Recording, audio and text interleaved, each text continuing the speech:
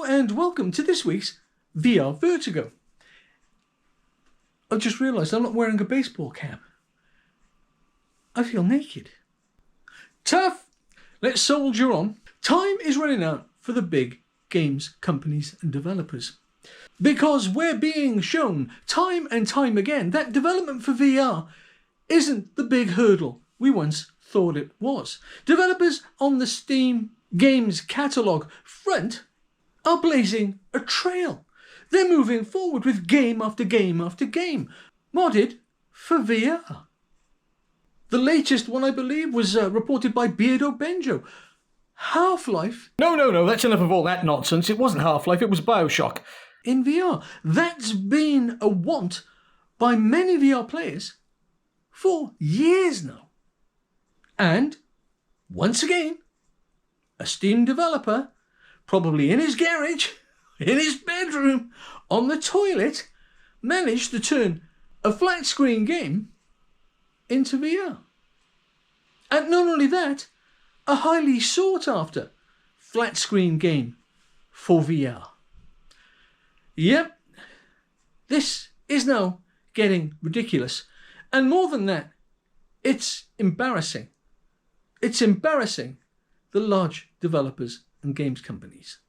More and more, and as time goes on, it's looking like modding from flat screen to VR is well within the reach of these AAA, quadruple A, whatever you want to call them, games companies and developers.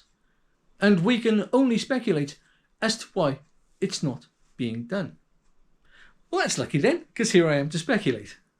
But first, let's travel back in time. Back in the day, the birth of flat screen gaming was a kind of slow, leisurely thing. And I know because I was there. I remember the appearance of more and more arcade machines appearing everywhere. I've said previously, when I was in a band back in the day, we would stop halfway, especially when the weather was good, to grab a pint in the pub across the road. And they had a Space Invaders machine there. And, well, we really enjoyed our time. And the natural evolution of this was that games ended up moving into homes, into a home environment. And the games themselves, and the technology that underpinned those games, developed together over a number of years.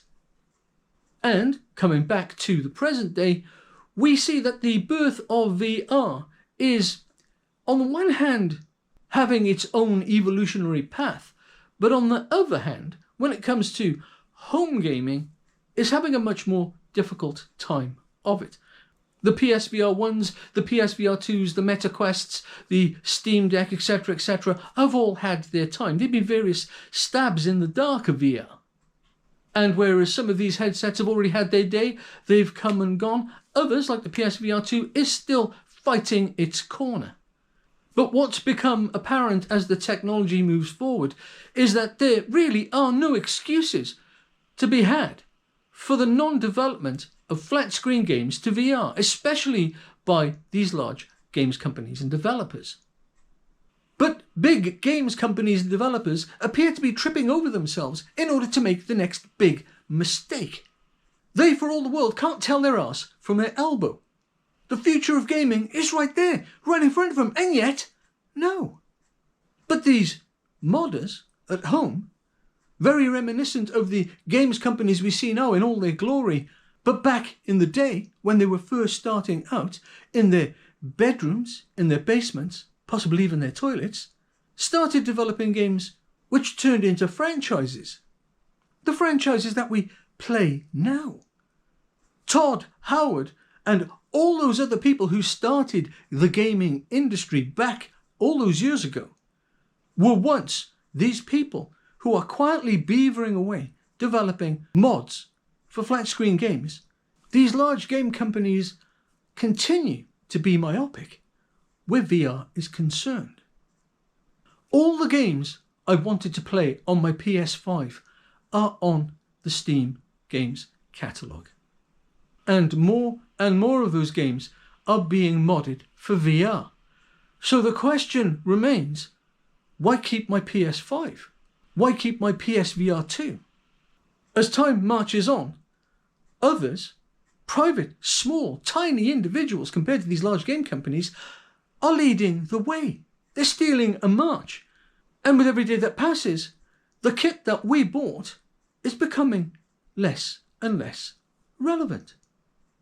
And once again, we'll be faced with the unenviable prospect of AAA gaming doing it to themselves one more time.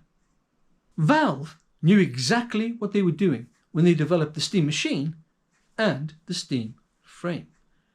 They understood that VR was the future of gaming.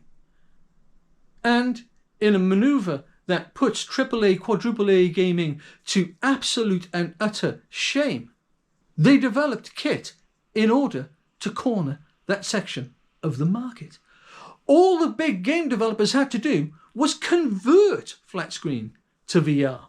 And Valve, doing its customary thing of coming in from left field, actually took the time and effort to develop the Steam Machine and the Steam Frame in order to dominate. Now, whether they dominate or not remains to be seen, because the Steam Frame still hasn't arrived. And if it ever does get here and it's affordable and capable, then the question has to be asked if it can, as a double act, the Steam Machine and the Steam Frame together, play flat screen games in VR to an acceptable level, to a good level, to a great level. Why is there any need to buy another headset? Because the Steam games catalogue, frankly, is where it's at. And let's say you're considering buying a Steam Machine and you, like me, have an Xbox and a PlayStation 5. And you've got the various peripherals and headsets that go along with that. Well, it's a tempting proposition to sell your Xbox. It's a tempting proposition to sell your PS5. It's a tempting proposition to sell your PSVR 1 and the peripherals, and also a tempting proposition to sell your PSVR 2 in order to offset the cost against the Steam Machine and the Steam Frame. It really is something to think about when you consider that the company that developed VR for the home consumer market via the PlayStation console, Sony, have left their arguably greatest creation languish in some strange no man's land, some purgatory, whilst Steam potentially steals all the glory. The unintended consequence of this is that a bunch of small-time modders are making the big games companies, when it comes to VR, look stupid. Everything they have to do to turn great flat-screen games into VR experiences is being done.